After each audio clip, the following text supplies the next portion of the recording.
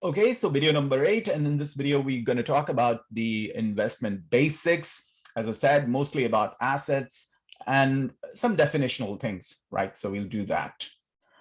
Um, if you want to define investment, there are so many different ways, but one of the uh, definition that actually includes most of the things is given by Bodhi, 2017 book called The Investment.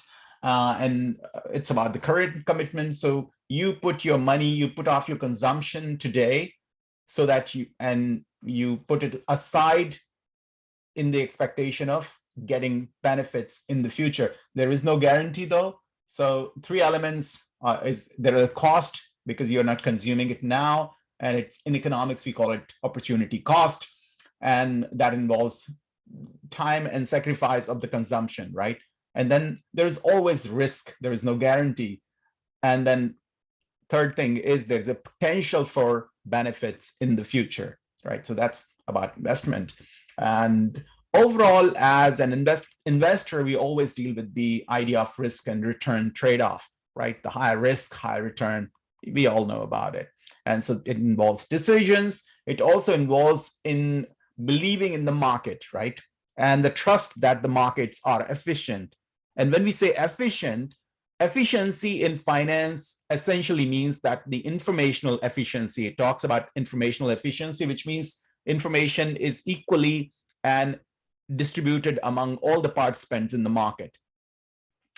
Still, the idea of investment depends on one basic premise that the pricing of these assets is not correct, what we can call mispricing.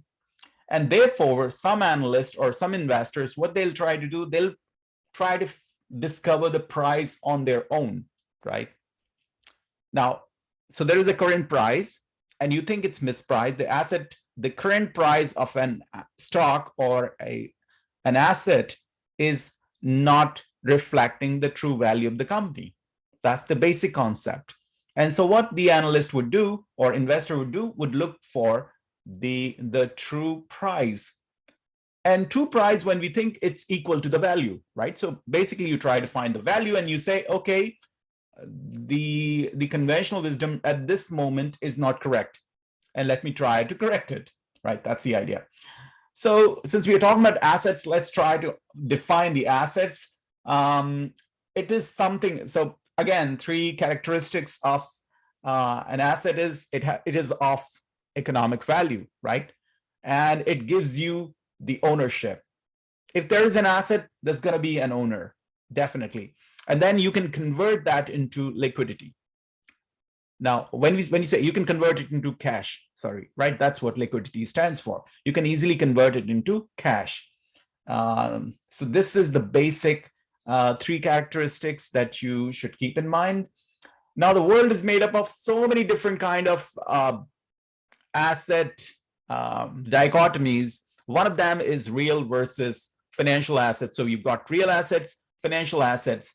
Real assets are the assets that you can touch, that you know, like factories, the machines, you know, a computer that if that's generating cash, all that.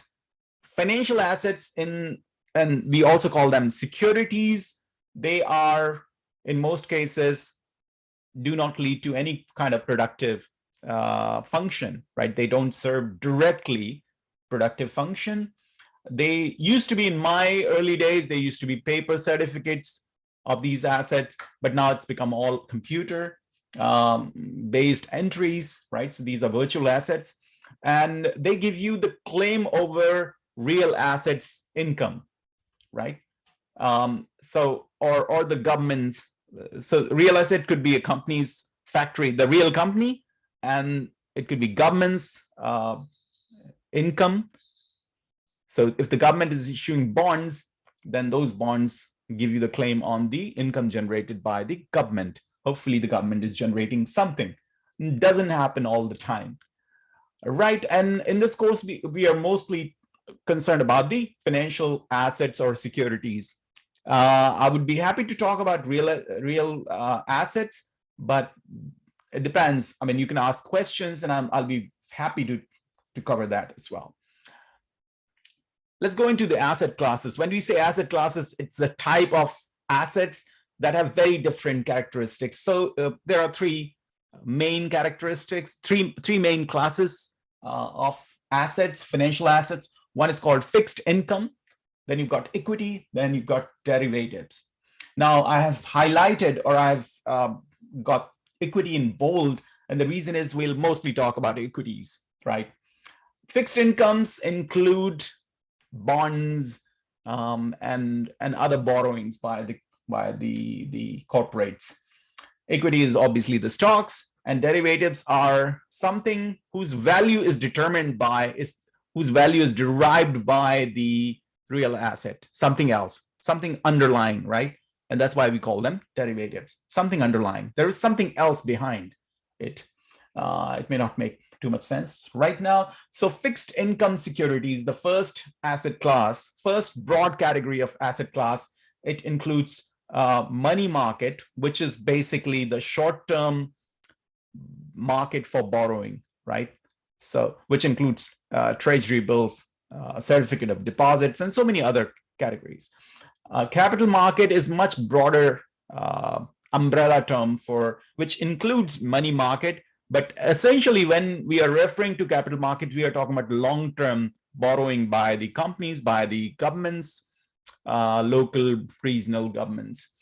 So money market is short-term, and when we say short-term in finance, it means within a year, right? So if a company or a government agency is borrowing for less than a year, then that would be part of money market, right? Equities are straightforward. We call them common stocks, the kind of stocks that you're playing with in the game. Now, there is no guarantee that you'll get something back in return, right? By buying stocks, you can actually lose money. And if you want to invest in equities, you have to be sure of the performance of the company, right? You have to know the company is solid, right? This is different from the trading. And equity gives you the ownership. You own the company. You own that part of that because it's called stock, right? So you are proportional owner of that company. And it is obviously riskier, but then you're, as we talked about earlier, risk return profile wise, this gives you a higher return as well. Third asset class, which we won't talk much about, but I've done a lot of work in financial institutions early on in my career as a trader, derivative trader. So we can talk about it. These are contracts, and they are dependent on underlying. And as I said earlier, the value comes from the price of other assets.